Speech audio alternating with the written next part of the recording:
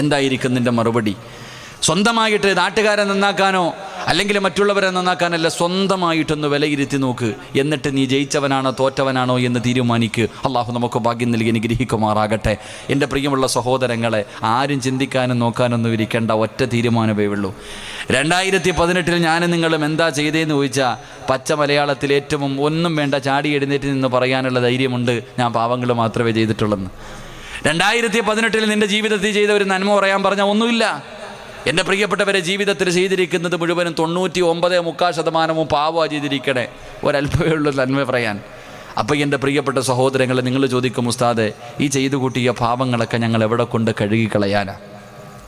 ഈ ചെയ്തു കൂട്ടിയിരിക്കുന്ന പാപങ്ങൾ, ഒരുപാട് ജീവിതത്തിൽ പാപം ചെയ്തല്ലോ, ഈ പാപങ്ങൾ മുഴുവനും ഞങ്ങൾ എവിടെ കൊണ്ട് കഴുകിക്കളയാനാ? മോനെ, അതിനുള്ള മറുപടി അല്ല തന്നെ പറയുന്നുണ്ട്. ഖുർആൻ എല്ലാം അല്ല പറയുന്നുണ്ട്. അള്ളാഹുവിൻ്റെ വിശുദ്ധമായ ഖുർആനിൽ നീ ചോദിക്കുന്ന എല്ലാ ചോദ്യങ്ങൾക്കും മറുപടി അല്ല തന്നെ പറയുന്നുണ്ട്. അള്ളാഹു പഠിക്കാൻ ഭാഗ്യം തരുമാറാകട്ടെ. എന്താ അള്ളാഹു പഠിക്കാൻ ഭാഗ്യം തരുമാറാകട്ടെ. അള്ളാഹിൻ്റെ ഖുർആനിൽ ഏറ്റവും കൂടുതൽ പ്രാവശ്യം അള്ളാഹു പറഞ്ഞത് എന്താ? അള്ളാഹുവിൻ്റെ വിശുദ്ധമായ ഖുർആനിൽ അള്ളാഹു ഏറ്റവും കൂടുതൽ പ്രാവശ്യം പറഞ്ഞ എന്താ? നീ ചിന്തിക്കാത്ത എന്തെന്ന് അല്ല ചോദിച്ചാൽ, എടാ നീ ബുദ്ധിയുള്ളവനല്ലേ? അല്ല ചോദിച്ചൊരു ചോദ്യമുണ്ട്, എടാ നീ ചിന്തിക്കാൻ കഴിവുള്ളവനല്ലേ, എന്തേ നീ ചിന്തിക്കാത്ത? അല്ല ചോദിച്ചതാ, ചിന്തിക്ക്. അള്ളാഹുവിൻ്റെ വിശുദ്ധമായ ഖുർആൻ എല്ലാത്തിനും മറുപടി പറയുന്നുണ്ട്. നിൻ്റെ ഒരു ചോദ്യം, എല്ലാ ചോദ്യങ്ങൾക്കുമുള്ള മറുപടി അള്ളാഹു പണ്ടേ പറഞ്ഞു വെച്ചിട്ടുണ്ട്. അള്ളാഹു പഠിക്കാൻ ഭാഗ്യം തരുമാറാകട്ടെ. എൻ്റെ പ്രിയമുള്ള സഹോദരങ്ങളെ, ചെയ്തു പോയ പാപങ്ങൾ മുഴുവനും എന്ത് ചെയ്യാനാ ഉസ്താദെ? ഒരുപാടുണ്ട്. നന്മയേക്കാൾ 100 എടുത്താൽ 99 പാപം. ഒരു നന്മയെ എൻ്റെ ജീവിതത്തിലുള്ള ഈ 99 പാപങ്ങൾ ഞാൻ എന്ത് ചെയ്യാനാ എന്ന് ചോദിച്ചാൽ അതിനുള്ള മറുപടി അള്ളാഹു തന്നെ പറയുന്നുണ്ട്. അള്ളാഹുവിൻ്റെ വിശുദ്ധമായ ഖുർആൻ അതിനുള്ള മറുപടി പറയുന്നുണ്ട്. മഹാനായ യൂനുസ് നബി അലൈഹിസ്സലാം,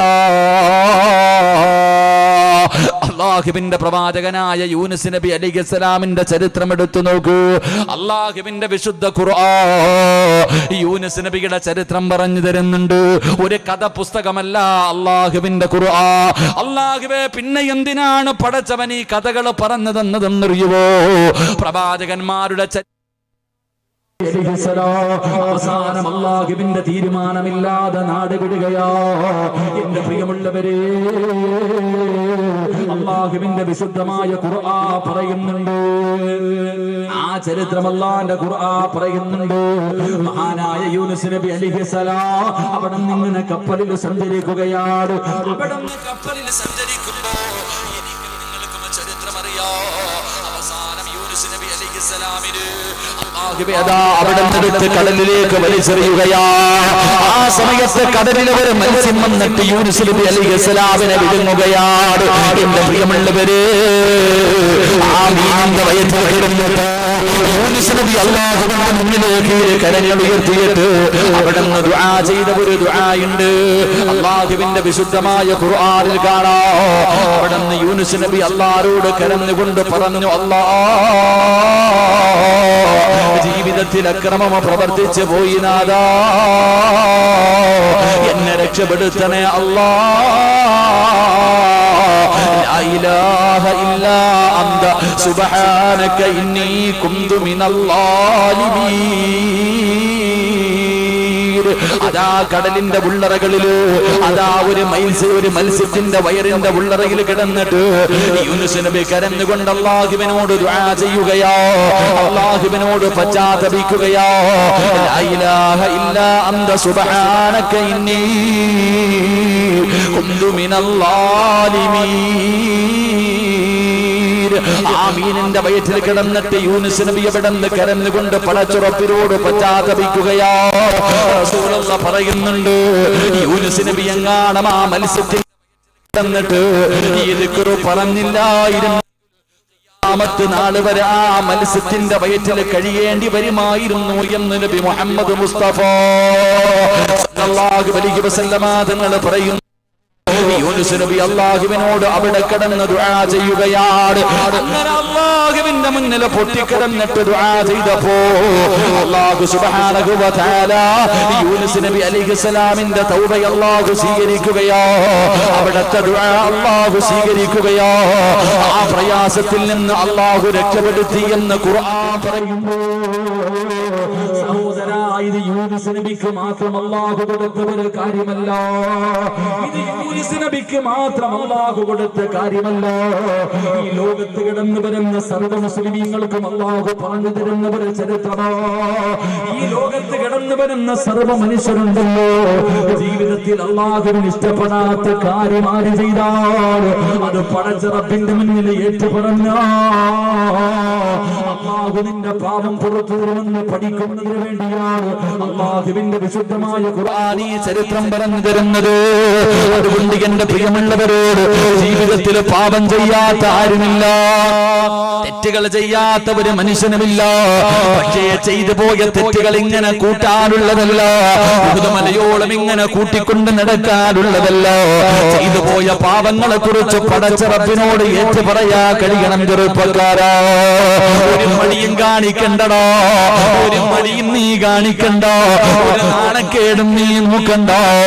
അല്ലാഹുവിന്റെ ഖുർആൻ പറയുന്നുണ്ട്, യാ ഇബാദിയല്ലദീന അശ്റഫൂ അലാ അൻഫുസിഹിം ലാ തഖ്നതു മിർ റഹ്മത്തില്ലാഹ്. ജീവിതത്തിൽ 2018 നിസ്കരിക്കാത്തവര്, കള്ളു കുടിച്ചവര്, പലിശ തിന്നവര്, വ്യഭിചരിച്ച ആനമേളയ്ക്ക് പോയവര്, അല്ലാഹുവിന് ഇഷ്ടപ്പെടാത്ത കാര്യങ്ങൾ ജീവിതത്തിൽ ചെയ്ത മനുഷ്യ, നീ എന്തിനാ പേടിക്കുന്നത്? നീ എന്തിനാ ദുഃഖിക്കുന്നത്? മോനെ, ചെയ്തു പോയ പാവങ്ങൾ പടച്ച റബ്ബിന്റെ മുന്നിൽ നിനക്കൊന്ന് പറയാൻ കഴിയുമോ? ചെയ്തു പോയ പാവങ്ങൾ അല്ലാഹുവിന്റെ മുന്നിലൊന്ന് ഏറ്റു പറയാൻ കഴിയുമോ? എടാ, എത്ര പാപം ചെയ്താലും നിനക്ക് അല്ലാഹു പുറത്തു തരും. നീ എത്ര കൊല ചെയ്തവനാകട്ടെ, എടാ 100 കൊല ചെയ്തവൻ അല്ലാഹു പുറത്തു കൊടുത്തല്ലോ. മക്കളെ കുടിച്ച് മൂടിയവൻ അല്ലാഹു പുറത്തു കൊടുത്തല്ലോ. എത്രയോ അപരാധികൾക്ക് അല്ലാഹു പുറത്തു കൊടുത്തു. അതുകൊണ്ട് മോനെ, അല്ലാഹു ഗഫൂറാണ്, അല്ലാഹു റഹീമാണ്. ചെയ്തു പോയ പാവങ്ങൾ അല്ലാഹുവിന്റെ മുന്നിൽ മനസ്സറിഞ്ഞുകൊണ്ട് പറയേണ്ട രീതിയിൽ നീ അല്ലാഹുവിന്റെ മുന്നിൽ ഏറ്റു പറഞ്ഞ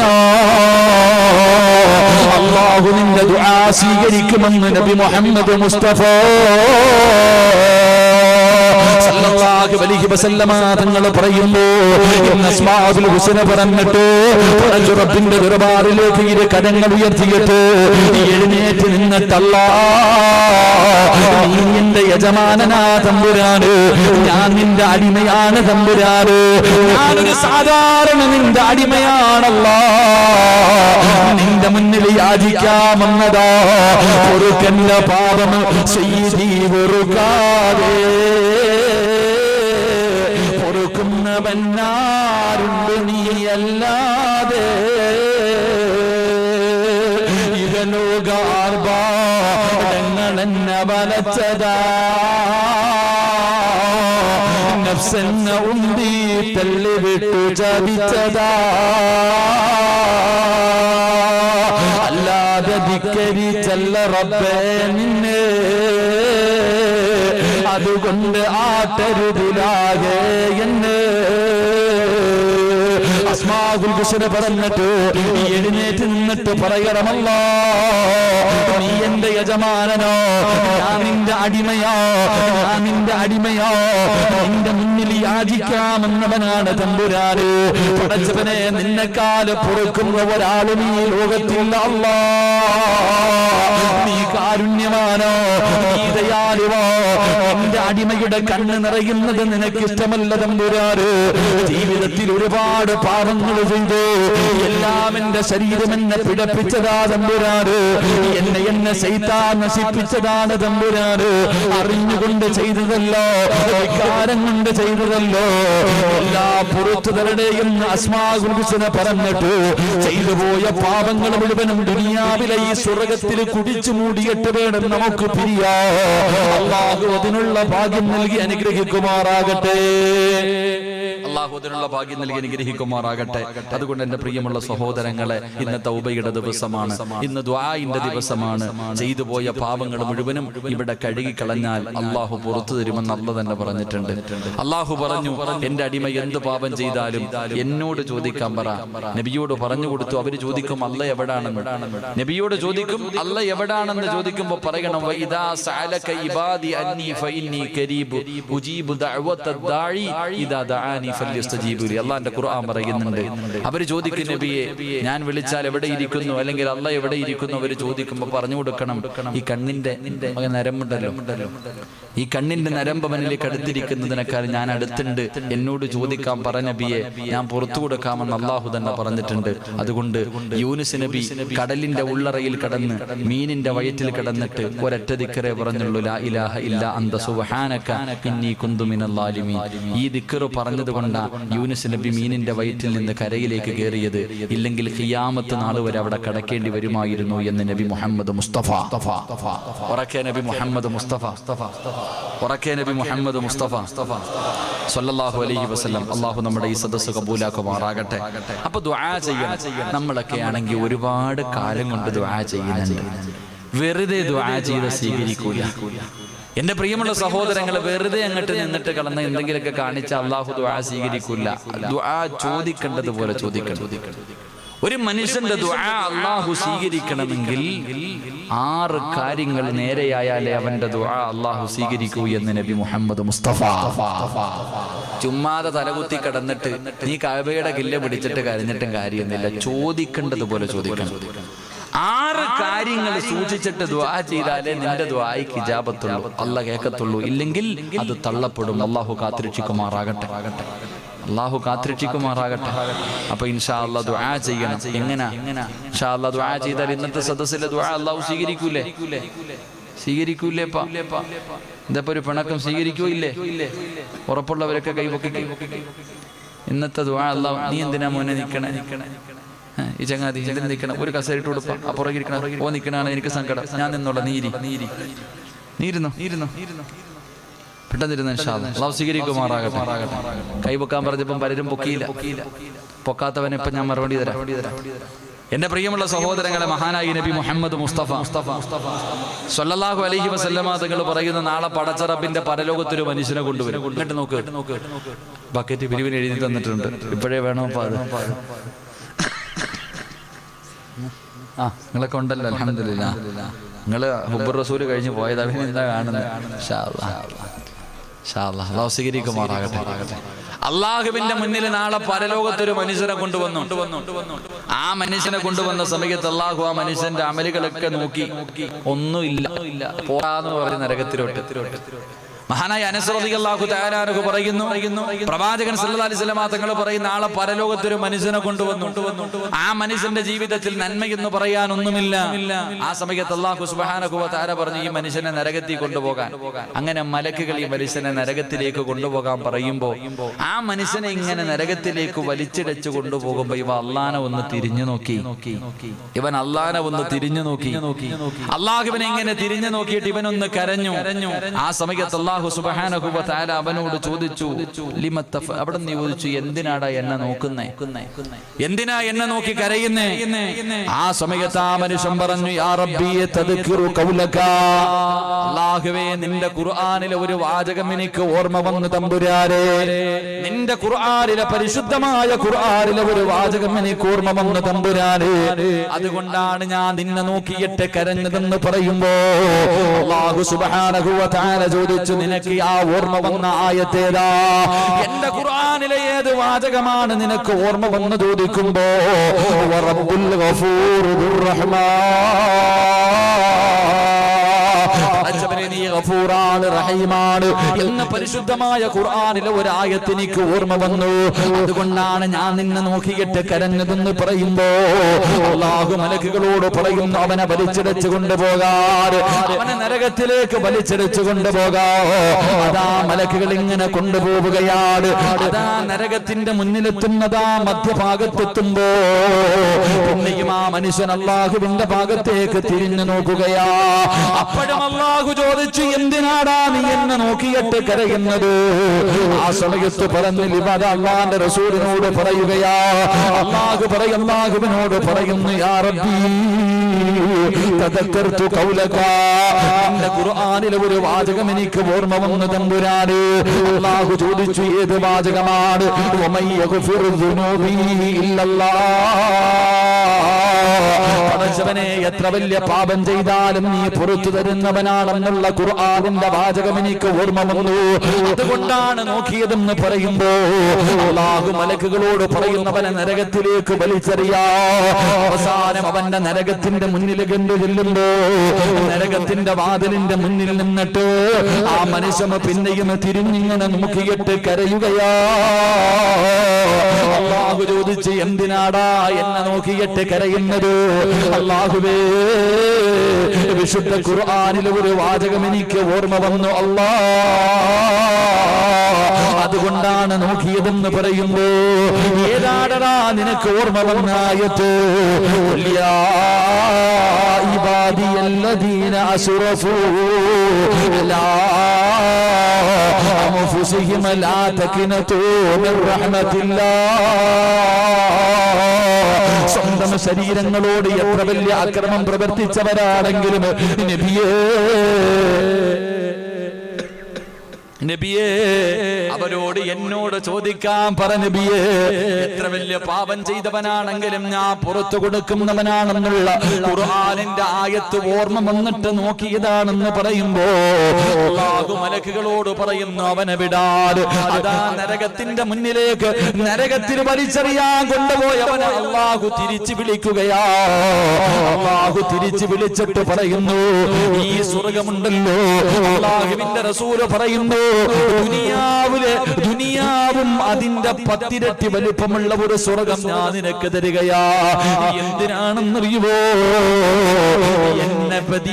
എന്നെ കൊണ്ട് പ്രതീക്ഷ വെച്ചതിന്റെ പേരില്, അല്ലാഹുവിനെ കൊണ്ട് പ്രതീക്ഷ വെച്ചതിന്റെ പേരില് അല്ലാഹു ആ മനുഷ്യന് സ്വർഗം കൊടുത്തെന്ന് പ്രവാചകൻ അവിടെ നിന്ന് പറഞ്ഞു തരുമ്പോ, സഹോദരാ, ദുആ ചെയ്താ സ്വീകരിക്കണോ?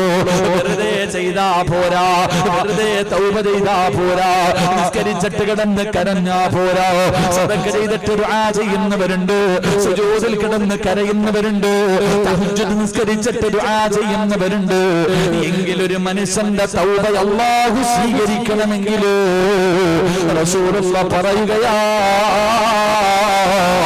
6 നിയമങ്ങളുണ്ടെന്ന് നബി മുഹമ്മദ് മുസ്തഫ. നബി മുഹമ്മദ് മുസ്തഫ നബി മുഹമ്മദ് മുസ്തഫ സല്ലല്ലാഹു അലൈഹി വസല്ലമ തങ്ങൾ പറഞ്ഞു, ഒരു മനുഷ്യന്റെ ദുആ അല്ലാഹു സ്വീകരിക്കണമെങ്കിൽ വെറുതെ സ്വീകരിക്കൂല. എത്ര നിയമം? 6 നിയമങ്ങൾ പാലിച്ചിട്ട് ദുആ ചെയ്താലേ അവന്റെ തൗബ അല്ലാഹു സ്വീകരിക്കൂ എന്ന് നബി മുഹമ്മദ് മുസ്തഫ. അല്ലാഹുവിന്റെ റസൂൽ പറഞ്ഞു, നമുക്ക് പഠിക്കാൻ അല്ലാഹു ഭാഗ്യം തരുമാറാകട്ടെ. ഈ 6 കാര്യങ്ങൾ സൂക്ഷിച്ചിട്ട് ദുആ ചെയ്താൽ ദുആ സ്വീകരിക്കും. നിന്റെ ദുആ അല്ലാഹു സ്വീകരിച്ചോ എന്നറിയാൻ, ഒരാളുടെ ദുആ അല്ലാഹു സ്വീകരിച്ചോ എന്നറിയാൻ 8 അടയാളമുണ്ടെന്ന് നബി മുഹമ്മദ് മുസ്തഫ. ഒരാൾ ദുആ ചെയ്തു, ഈ ചെയ്ത ദുആ അല്ലാഹു സ്വീകരിച്ചോ എന്നറിയാനുള്ള വഴിയുണ്ട്. 8 അടയാളങ്ങളുണ്ട്. ആ 8 അടയാളങ്ങൾ ഉണ്ടെങ്കിൽ നീ ചെയ്ത കാര്യം അല്ലാഹു സ്വീകരിച്ചിട്ടുണ്ട്. അല്ലാഹു ഈമാൻ തരുമാറാകട്ടെ. അല്ലാഹു ഈമാൻ തരുമാറാകട്ടെ. 6 പറയാൻ പറ്റി. ഇപ്പൊ തന്നെ 10:45 കഴിഞ്ഞു. ഇനി 1 മണിക്കൂറേ ഉള്ളൂ. ഈ 1 മണിക്കൂറിന്റെ ഉള്ളിൽ 6 പറഞ്ഞു തീർക്കണമെന്ന് എനിക്ക് ആഗ്രഹമുണ്ട്. 6 പറയാം ഇൻഷാ അല്ലാഹ്. ബാക്കി 8 അടയാളം അടുത്ത സദസ്സിൽ എവിടെങ്കിലും വെച്ച് പറയാം. ഒരാളുടെ തൗബ അല്ലാഹു സ്വീകരിച്ചെങ്കിൽ 8 അടയാളം. ഇവിടെ പരിസരത്തെ കണ്ടൊരു പടി വേണ്ടല്ലോ. അപ്പൊ തസ്ലീം എന്താ പള്ളത്തൂരോ? നിങ്ങളിതെല്ലാം കണ്ണെടുത്തി എഴുതി വെച്ചാൽ എനിക്കിങ്ങനെ അറിയാനാപ്പ. അപ്പൊ അൽഹംദുലില്ലാ, അല്ലാഹു പഠിക്കാൻ ഭാഗ്യം തരുമാറാകട്ടെ. അപ്പൊ ഒരു മനുഷ്യന്റെ ദുആ. നിങ്ങൾ ഇരിക്കൂലേ? അപ്പൊ ഒരു പിണക്കം എന്താ? എടാ, ഇത് വായിക്കണമെങ്കിൽ എനിക്ക് മലയാളം അറിയണം. ഈ സ്ഥലപ്പേര് തന്നെ വായിക്കണമെങ്കിൽ ഇത്തിരി പാടാം. എന്നാടാ നീ? 29-ാം തീയതി. എന്താ സ്ഥലപ്പേരെന്താ? പള്ളത്തൂർ. നീ എന്താ വേർക്കണത്? ഒരുപാട് വേർക്കും കേട്ടാ. ഒരു മനുഷ്യന്റെ ദുആ അല്ലാഹു സ്വീകരിക്കണമെങ്കിൽ, ഒരു മനുഷ്യന്റെ തൗബ അല്ലാഹു സ്വീകരിക്കണമെങ്കിൽ 6 നിയമങ്ങളുണ്ട്. അത് പാലിച്ചുകൊണ്ട് ദുആ ചെയ്താലേ അല്ലാഹു സ്വീകരിക്കൂ. അല്ലാഹു ഈമാൻ തരുമാറാകട്ടെ. അല്ലാഹു ഈമാൻ തരുമാറാകട്ടെ. വിഷമമൊന്നും ഇല്ലല്ലോ, പിണക്കൊന്നും ഇല്ലല്ലോ എന്നോട്? ചൊടിയുണ്ടാ? ഉണ്ടാർക്കെങ്കിലും? നിങ്ങൾക്ക് ആർക്കും ഞാൻ 5 നയാ പൈസ തരാനില്ലല്ലോ, പിന്നെ എന്തിനാ ചൊടിക്കണേ? നമ്മൾ തമ്മിൽ എന്തെങ്കിലും ബാധ്യത ഉണ്ടോ? ഹക്കടപാടുണ്ടോ? ഒന്നുമില്ല. ഇൻഷാ അല്ലാഹ് നമുക്കെല്ലാവർക്കും അല്ലാഹു സുബ്ഹാനഹു വ തആല മരിക്കുന്നതിന് മുമ്പ് ഹജ്ജ് ചെയ്യാനുള്ള തൗഫീഖ് അനുഗ്രഹിക്കുമാറാകട്ടെ. അല്ലാഹു ഹജ്ജ് ഉംറയൊക്കെ ചെയ്യാൻ ഭാഗ്യം തരുമാറാകട്ടെ. നിങ്ങളൊക്കെ ദുആ ചെയ്യണം. എനിക്കാണെങ്കിൽ എൻ്റെ ഫാമിലി ആയിട്ട് ഉംറ പലരും ഡേറ്റ് ചോദിക്കുന്നുണ്ട്, കൊടുക്കായില്ലപ്പ. ഞാനൊന്ന് ഉംറയ്ക്ക് പോകണം, എൻ്റെ മോനെയും കൊണ്ട്, എൻ്റെ ഭാര്യയും മക്കളെയും കൊണ്ട് എനിക്ക് ഇൻഷാ അല്ലാഹ് മാർച്ച് മാസം അവസാനം ഉംറയ്ക്ക് പോകണമെന്ന് ആഗ്രഹമുണ്ട്. ഇവിടെ കാസർഗോഡുള്ള ഒരു ഗ്രൂപ്പിലാണ് പോണേ. കമ്മീഷനൊന്നും ഇല്ല, ആരും കണ്ടൊക്കെ കൂടിക്കോണം കേട്ടോ. കമ്മീഷൻ പണിയാരൊന്നും ഇല്ല, എന്തെങ്കിലും ഉണ്ടെ കൂടിക്കോണം. അല്ലെങ്കിൽ എവിടെയെങ്കിലും ആരെയൊക്കെ എൻ്റെ ഗ്രൂപ്പിൽ വരണം നിർബന്ധം എൻ്റെ ഒന്നും അല്ല, ഞാൻ പോണ ഗ്രൂപ്പിൽ വരണം നിർബന്ധമൊന്നുമില്ല. അത് പറഞ്ഞപ്പോൾ ഞങ്ങൾക്ക് കമ്മീഷൻ ഉണ്ട്, നിർബന്ധമില്ല. എല്ലാവരും മരിക്കുന്നതിന് മുമ്പ് മക്കത്ത് പോകണം. അല്ലാഹു ഭാഗ്യം തരുമാറാകട്ടെ. പോകണ്ടേ? പോണോ? അങ്ങനത്തെ ഒരു മടി കാണിക്കട. പറ മനുഷ്യ, പോണോ? ഉറക്ക ഇൻഷാ അല്ലാഹ് പറ. അല്ലാഹു ഇൻഷാ അല്ലാഹ് പറഞ്ഞവരെ മൊത്തം നീ അവിടെ എത്തിക്കണേ തമ്പുരാനെ. പറയാത്തവനെ ഒരവസരം കൂടെ തരാം. ഒന്ന് ഇൻഷാ അല്ലാഹ് പറഞ്ഞേ. ഇനി പറയാത്തവന്റെ കാര്യത്തിൽ അള്ളാഹിനെ തീരുമാനിക്കട്ടെ. ഞാൻ എന്താ പറയാ, ഓനങ്ങനാണല്ലോ. ശൈത്താനെക്കാളും വലിയ ശൈത്താന്മാരുണ്ട്. അല്ലാഹു കാത്തുരക്ഷിക്കുമാറാകട്ടെ. എന്റെ പ്രിയമുള്ള സഹോദരങ്ങളെ, അല്ലാഹുവിന്റെ പ്രവാചകൻ സല്ലല്ലാഹു അലൈഹി വസല്ലമ തങ്ങൾ പറയുകയാണ്, ഒരു മനുഷ്യന്റെ ദുആ അല്ലാഹു സ്വീകരിക്കണമെങ്കിൽ അല്ലാഹുവിന്റെ മുന്നിൽ കരങ്ങൾ ഉയർത്തിയിട്ട് പൊട്ടിക്കരഞ്ഞുകൊണ്ട് ദുആ ചെയ്യുന്നവരെ അല്ലാഹുവിന്റെ പ്രവാചകൻ സല്ലല്ലാഹു അലൈഹി വസല്ലമ തങ്ങൾ പറയുകയാണ്, ഒരു മനുഷ്യന്റെ തൗബ അല്ലാഹു സ്വീകരിക്കണമെങ്കിൽ ഒന്നാമത്തെ കണ്ടീഷൻ എന്തെന്നറിയുമോ? വമാ ഉമിറൂ إلا ليعبدوا الله مخلصين. ദുആ എന്ന് പറഞ്ഞാൽ ഇബാദത്താ. അല്ലാഹുവിന്റെ പ്രവാചകൻ ഇവിടെന്ന് പറയുന്നുണ്ട്, ദുആ എന്ന് പറഞ്ഞാൽ ഇബാദത്താ. അതാ വമാ ഉമിറൂ ഇല്ലാ ലിയഅബ്ദുല്ലാഹ മുഖ്ലിസീൻ. ഒരു മനുഷ്യന്റെ തൗബ അല്ലാഹു സ്വീകരിക്കണമെങ്കിൽ, ഒരു മനുഷ്യന്റെ ദുആ അല്ലാഹു സ്വീകരിക്കണമെങ്കിൽ ഒന്നാമത്തെ കണ്ടീഷൻ എന്തെന്നറിയോ? അവൻ ഇഖ്ലാസ് ഉണ്ടാകണമെന്ന് നബി മുഹമ്മദ് മുസ്തഫ അല്ലാഹുവിന്റെ വിശുദ്ധമായ ഖുർആൻ പറയുകയാ. ഒന്നാമത്തെ നിയമം എന്തെന്നറിയുമോ? ഇഖ്ലാസോടുകൂടി ദുആ ചെയ്താലേ അല്ലാഹു സ്വീകരിക്കൂ. എന്റെ പ്രിയമുള്ളവരെ, അല്ലാതെ എത്ര കടന്ന് വിളിച്ച് കരഞ്ഞിട്ടും കൂവിയിട്ടും കാര്യമില്ല. എന്റെ പ്രിയപ്പെട്ടവരെ, സുജൂദിൽ കിടന്ന് കരഞ്ഞിട്ട് കാര്യമില്ല. ഇഖ്ലാസോടുകൂടി ദുആ ചെയ്താലേ സ്വീകരിക്കൂ. ദുആ ചെയ്യുന്നതിന് ചില മര്യാദകളുണ്ട്. മഹാനായ പ്രവാചകൻ സല്ലല്ലാഹു അലൈഹി വസല്ലമ തങ്ങൾ പറയുകയാ, റസൂലുള്ളാഹി പറയുന്ന സ്വഹാബ, അല്ലാഹുവിന്റെ പ്രവാചകൻ അവിടെ നിന്ന് നോക്കുമ്പോ ഒരു മനുഷ്യന് ശബ്ദമുയർത്തിയിട്ട് കടന്നു വിളിച്ചുകൂടി കരഞ്ഞുകൊണ്ട് ദുആ ചെയ്യുകയാ. അല്ലാഹുവേ, കരഞ്ഞു വിളിച്ചുകൊണ്ട് ഇങ്ങനെ ദുആ ചെയ്യുകയാ. ആ മനുഷ്യനോട് അല്ലാഹുവിന്റെ റസൂൽ ചോദിച്ചു, മനുഷ്യ, കേൾവിയില്ലാത്തവനോടല്ല നീ കടന്ന് വിളിച്ചു പോകുന്നത്, കണ്ണിന് കാഴ്ചയില്ലാത്തവനോടല്ല നീ ചോദിക്കുന്നത്, കണ്ണിന് കാഴ്ചയുള്ളവനോടാണ്, ചെവി കേൾക്കുന്നവർ റബ്ബിനോടാ നീ ദുആ ചെയ്യുന്നത്.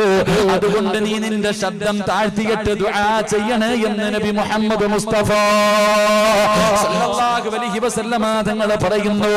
ഒരു മനുഷ്യൻ ദുആ ചെയ്യുമ്പോ ഒരുപാട് വിളിച്ചു കൂവിയിട്ടും ദുആ ചെയ്യാൻ പാടില്ല, അതുപോലെ ശബ്ദം താഴ്ത്തിയിട്ടും ദുആ ചെയ്യാൻ പാടില്ല.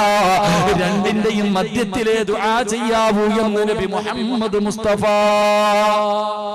കടന്നിങ്ങനെ വിളിച്ചു കൂവല, അല്ലോ അല്ലോ അല്ലോ, വേണ്ട മോനെ വേണ്ട, ഇഖ്ലാസ് ഉണ്ടാകില്ല എന്ന് നബി മുഹമ്മദ് മുസ്തഫ.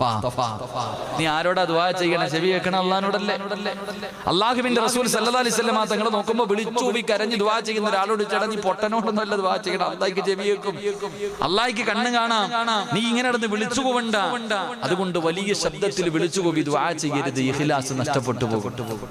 മനസ്സിന്റെ സാന്നിധ്യം, അള്ളാഹുവിനോടുള്ള ബന്ധം നഷ്ടപ്പെട്ടു പോകും. അതുപോലെ പതുക്കെയും ചെയ്യരുത്. പതുക്കെ ചെയ്താൽ എന്ത് ചെയ്യും? മനുഷ്യന്റെ ശ്രദ്ധ നഷ്ടപ്പെട്ടു പോകും. അതുകൊണ്ട് രണ്ടിന്റെയും മധ്യത്തിൽ വേണം ദുആ ചെയ്യാൻ. അള്ളാഹു ഈമാൻ തരുമാറാകട്ടെ. എന്റെ പ്രിയമുള്ളവരെ, ഇഖ്ലാസോടുകൂടി ദുആ ചെയ്യണം. ഇഖ്ലാസോടുകൂടി. ഇഖ്ലാസ് എന്ന് പറഞ്ഞാൽ എന്താ? ഇഖ്ലാസ് എന്ന് പറഞ്ഞാൽ എന്താ? ചരിത്രത്തിൽ കാണാം, ഒരു മനുഷ്യൻ നോക്കുമ്പോ ഒരു മരം ഇങ്ങനെ നിൽക്കുന്നുണ്ട്. ആൾക്കാർ മുഴുവനും മരത്തിനെ ആരാധിക്കാൻ തുടങ്ങി. മരത്തിനെ മുഴുവനും ആരാധിക്കുന്നത് കണ്ടപ്പോ ഈ മനുഷ്യന് സഹിച്ചില്ല. അള്ളാഹുബെ, മുസ്ലിമായ ഈ മനുഷ്യൻ ഒരു കോടാലി എടുത്തോണ്ട് പോയിട്ട് ഈ മരം വെട്ടാൻ വേണ്ടി പോവാ. മരം വെട്ടിമുറിക്കുന്നതിന് വേണ്ടി കോടാലിയും എടുത്തോണ്ട് അങ്ങോട്ട് പോകുമ്പോ ഇബിലീസ് വന്നിട്ട് കയറി തടഞ്ഞു. ഇബിലീസിനും കൊടുത്തു 4 എടുത്ത് പണയിട്ടള. ഇബിലീസ് മരം മുറിക്കാതിരിക്കാൻ വേണ്ടി തടഞ്ഞപ്പോ ഇബിലീസിനെ തല്ലി. ആര് തോറ്റു? ഇബിലീസ് തോറ്റുപോയി. ഇബിലീസ് തോറ്റു. ആ മനുഷ്യൻ തിരിച്ചു വന്നു. രണ്ടാമതും മരം മുറിക്കാൻ പോയി. അപ്പോഴും ഇബിലീസ് കയറി തടഞ്ഞു. ഇബിലീസിനെ എടുത്ത് തറയിലടിച്ചു. രണ്ടാമത് ഇബിലീസ് തോറ്റു. മൂന്നാമതും മരം മുറിക്കാൻ പോയി. അപ്പോഴും ഇബിലീസ് തടഞ്ഞു. ഇബിലീസിനെ എടുത്ത് തറയിലടിച്ചു. 3 പ്രാവശ്യം ഇബിലീസ് തോറ്റുപോയി. അപ്പൊ ആ മനുഷ്യനോട് ഇബിലീസ് പറഞ്ഞു കൊടുത്തു, ഈ മരം മുറിക്കാതിരിക്കുവാണെങ്കിൽ എല്ലാ ദിവസവും സുബഹി നിസ്കാരം കഴിയുമ്പോൾ നിന്റെ തലകണയുടെ അടിയിൽ ഞാനൊരു സ്വർണ്ണ നാണയം കൊണ്ടുവച്ചേരാം. എന്ത് പറഞ്ഞു? ഈ മരം മുറിക്കാതിരുന്നാൽ എല്ലാ ദിവസവും ഞാൻ നിനക്ക് രാവിലെ ഒരു സ്വർണ്ണ നാണയം തരും. മനുഷ്യൻ സമ്മതിച്ചു. വീട്ടിലേക്ക് കടന്നു വന്നു. പിറ്റേ ദിവസം രാവിലെ എഴുന്നേറ്റപ്പോൾ ഒരു സ്വർണ്ണ നാണയം കിട്ടി. രണ്ടാമത്തെ ദിവസം നോക്കുമ്പോൾ അപ്പോഴും ഒരു സ്വർണ്ണ നാണയം കിട്ടി. മൂന്നാമത്തെ ദിവസം നോക്കുമ്പോൾ സ്വർണ്ണ നാണയം കാണുന്നില്ല. ഉടനെ കോടാലി എടുത്തിട്ട് മരം വെട്ടാൻ പോയി. മൂന്നാമത്തെ ദിവസം സ്വർണ്ണ നാണയം കിട്ടാതെ വന്നപ്പോ ആ മനുഷ്യൻ കോടാലിയും എടുത്തുകൊണ്ട് മരം വെട്ടാൻ പോയി. ഉടനെ ശൈത്താൻ ഇങ്ങോട്ട് വന്നു. ഈ മനുഷ്യൻ ശൈത്താനുമായിട്ട് യുദ്ധം തുടങ്ങി. ഈ മനുഷ്യനെ ശൈത്താൻ തലകീഴായിട്ട് എടുത്ത് ഒറ്റയടി. ഇവൻ തോറ്റുപോയി.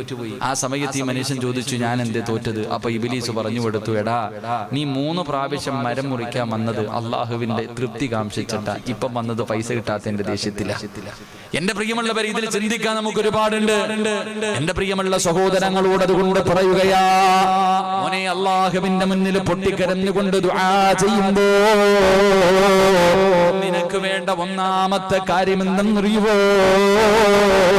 ഇഖ്ലാസാണ് മോനെ. ഇഖ്ലാസോടുകൂടി ആത്മാർത്ഥമായിട്ട് പടച്ചറപ്പിന്റെ മുന്നിൽ ചെയ്തു പോയ പാപങ്ങൾ മുഴുവനും അംഗീകരിച്ചിട്ട്, അല്ലാഹുവേ, ഞാൻ പാപം ചെയ്തു തമ്പുരാന്, അതാ സർവ്വതും നീ ഏറ്റു പറഞ്ഞിട്ട് വേണം ദുആ ചെയ്യാൻ. അങ്ങനെ ദുആ ചെയ്താലേ അല്ലാഹു നിന്റെ ദുആ സ്വീകരിക്കൂ. അങ്ങനെ ദുആ ചെയ്തപ്പോഴാണ് 313 സ്വഹാബത്ത് ബദറിന്റെ രണാങ്കണത്തിലേക്ക് കടന്നു ചെന്നിട്ട് ആയിരക്കണക്കിന് വരുന്ന ശത്രുക്കളെ തകർത്ത് തരിപ്പണമാക്കിയത്. ഒരു പിടിച്ച വാളുമായി, ഒടിഞ്ഞ വാളുമായി, അതാ വയറിന്റെ കത്തൊന്നുമില്ലാതെ പട്ടിണിയോടുകൂടി 313 ബദരീകളായ സ്വഹാബത്തുണ്ടല്ലോ.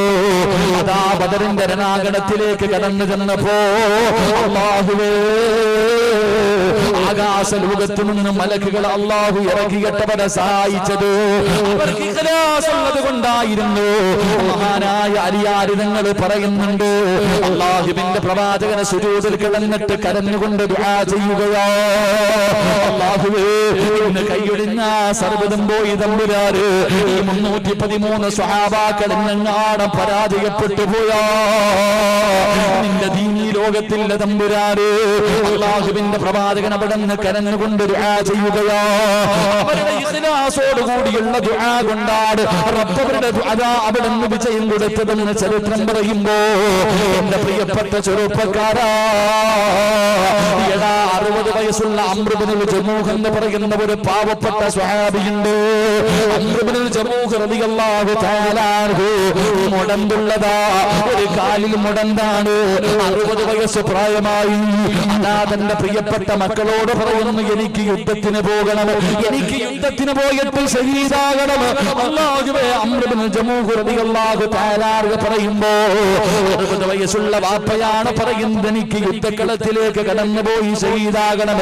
മക്കള് പറഞ്ഞു, വാപ്പാ, നിങ്ങൾക്ക് കാലിന് മുടന്തുണ്ടല്ലോ, നിങ്ങളുടെ കാലിന് മുടന്തുണ്ടല്ലോ, അതുകൊണ്ട് നിങ്ങൾ യുദ്ധത്തിന് പോകണമെന്നില്ല. മക്കള് വാപ്പയ്ക്ക് സമ്മതം കൊടുക്കാതെ വന്നപ്പോ ഇതാ ഹദ്റത്ത് റസൂലുള്ളാഹ് അല്ലാഹുവിന്റെ പ്രവാചകന്റെ മുന്നിലേക്ക് കടന്നു ചെല്ലുകയാ. യാ റസൂലല്ലാഹ്, അല്ലാഹുവിന്റെ നബിയേ, എന്റെ കാലിൽ മുടന്തുള്ളതിന്റെ പേരില് എന്റെ മക്കളെന്നെ യുദ്ധത്തിന് പോകാൻ അനുവദിക്കുന്നില്ല നബിയേ. അതുകൊണ്ട് അതുകൊണ്ട് എനിക്ക് യുദ്ധത്തിൽ പോകാൻ അവസരം തരണം. 60 വയസ്സുള്ള വാപ്പ, നേരെ ചൊവ്വ നടക്കാൻ കഴിയാത്ത വാപ്പ, അല്ലാഹുവിന്റെ പ്രവാചകന്റെ ചാരത്ത് നിന്നിട്ട് അനുവാദത്തിന് വേണ്ടി കിടന്ന് യാചിക്കുകയാ. മോനെ കറങ്ങാൻ പോകാനല്ല, ഗൾഫിൽ പോകാനല്ലോ, ന്യൂ ഇയർ ആഘോഷിക്കാനല്ലോ, ക്രിസ്മസ് ആഘോഷിക്കാനല്ലോ, രണാങ്കണത്തിലേക്ക് കടന്നു ചെന്നിട്ട് അല്ലാഹുവിന്റെ ദീനിന് വേണ്ടി പോരാടിയിട്ട് വീരവൃത്തം ഭരിച്ചിട്ട് പടച്ചറപ്പിന്റെ അനുഗ്രഹങ്ങൾ കൊണ്ട് നിറച്ച സ്വർഗത്തിലേക്ക് പച്ചപ്പറവയെ പോലെ പറന്നു പോകാറുള്ള കൊടി കൊണ്ട് 70 പേരെ സ്വർഗത്തിൽ കൊണ്ടുപോകാനുള്ള മോഹം കൊണ്ട് ഒന്നാമത്തെ തുള്ളി രക്തം ഭൂമിയിൽ വീഴുമ്പോഴേ ചെയ്തു പോയ പാപങ്ങൾ മുഴുവൻ കഴുകിക്കളയുകയോ. നാളെ കബറിന്റെ അകത്ത് നിന്ന് എഴുന്നേറ്റ് വരുമ്പോ രക്തമൊലിപ്പിച്ചുകൊണ്ട് പടച്ചറപ്പിന്റെ കോടതിയിലേക്ക് കടന്നു വരുമ്പോ അല്ലാഹു ചോദിക്കുന്നു, നിനക്ക് ഞാൻ തന്ന ആയുസെന്തിനു വേണ്ടി ചിലവഴിച്ചു എന്ന് ചോദിക്കുമ്പോ, അല്ലാഹുവേ എന്റെ കുടുംബം നിനക്ക് വേണ്ടി തന്നു തമ്പുരാന്, എന്റെ കൈ കൊടുത്ത് പടച്ചവര്, എന്റെ കാല് കൊടുത്ത് പടച്ചവര്, എന്റെ ജീവിതം കൊടുത്ത് പടച്ചവര് എന്ന് പറയാനുള്ള കൊതി കൊണ്ടാണ് നബിയേ. അവസാനം അല്ലാഹുവിന്റെ പ്രവാചകന്റെ മുന്നിൽ നിന്ന് ചോദിക്കുമ്പോ റസൂലുള്ളാഹി അനുവാദം കൊടുക്കുകയാ. യുദ്ധത്തിന് കടന്നു പോകാൻ 60 വയസ്സുള്ള അംർ ഇബ്നു ജമൂഹ് റളിയല്ലാഹു തആല അൻഹു അല്ലാഹുവിന്റെ പ്രവാചകൻ അവിടെ അനുവാദം കൊടുക്കുകയാ. യുദ്ധക്കളത്തിലേക്ക് ഇറങ്ങി ചെന്നു. ഉഹദിന്റെ രണാങ്കണത്തിൽ നിന്നിട്ട് 60 വയസ്സുള്ള വാപ്പ ഒരേ ഒരു പ്രാവശ്യം തന്റെ ഇരുകരങ്ങൾ ഉയർത്തുകയാ. അല്ലാഹുവിന്റെ ദർബാറിലേക്ക് തന്റെ ഇരുകരങ്ങൾ ഉയർത്തിയിട്ട് 60 വയസ്സുള്ള അംർ ഇബ്നു ജമൂഹ് റളിയല്ലാഹു തആല അൻഹു അല്ലാഹുവിനോട് ദുആ ചെയ്തതെന്തെന്നറിയുമോ? അല്ലാഹുമ്മ ർസുഖ്നി ശഹാദ. അല്ലാഹുവേ എനിക്ക് ഇവിടെ കിടന്ന് മരിക്കണമല്ല,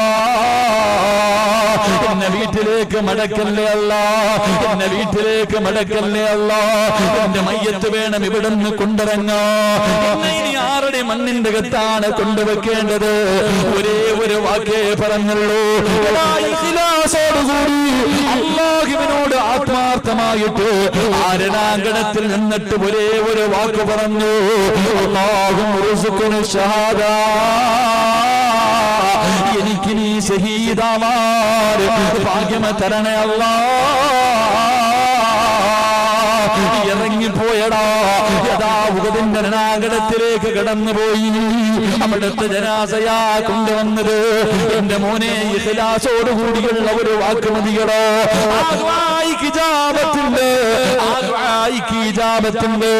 രണാങ്കണത്തിലേക്ക് കടന്നു പോകുന്നതിന് മുമ്പ് അതാ ഇന്ന് ന്യൂ ഇയർ ആഘോഷിക്കാ കൂട്ടുകാർ നിന്നെ വിളിച്ചല്ലോ, കൂടെ പോയവരുണ്ടല്ലോ. എന്റെ ചെറുപ്പക്കാരാ കൂട്ടുകാരെന്നറിയുവോ? സ്വർഗത്തിൽ കൊണ്ടുപോകുന്ന കൂട്ടുകാരാണ് വേണ്ടത്. ചിലപ്പോൾ ഈ പാത കിടന്നിട്ട് കറങ്ങാൻ പോകാൻ തീരുമാനിച്ചവരുണ്ട്.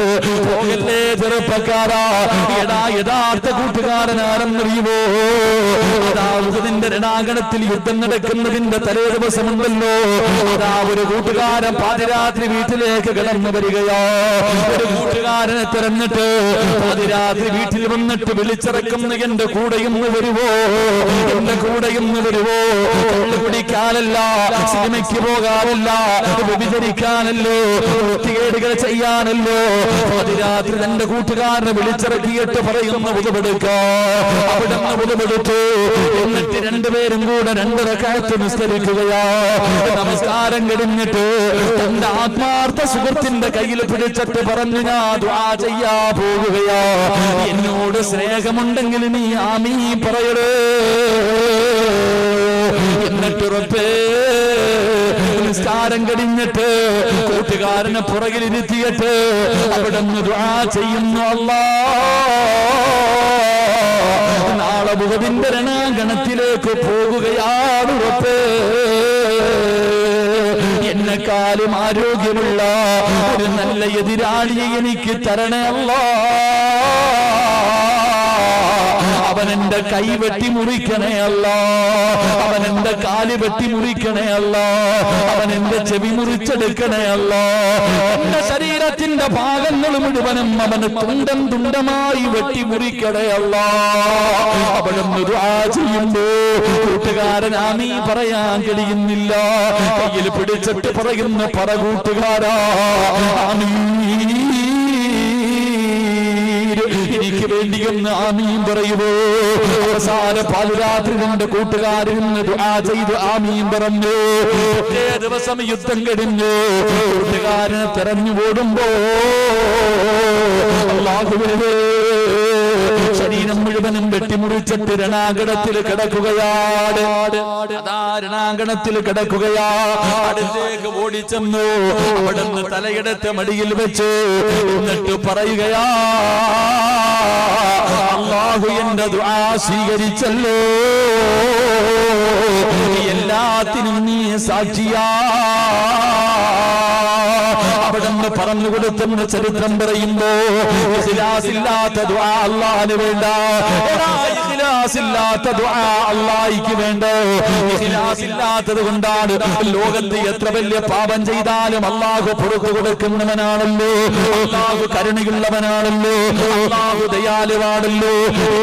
ഇബ്ലീസിന് മാത്രം അല്ലാഹു പുറത്തു കൊടുക്കാത്തത്. എത്ര വലിയ പാപം ചെയ്താലും അല്ലാഹു പുറത്തു തരുമെന്ന് ഖുർആൻ പറയുന്നു.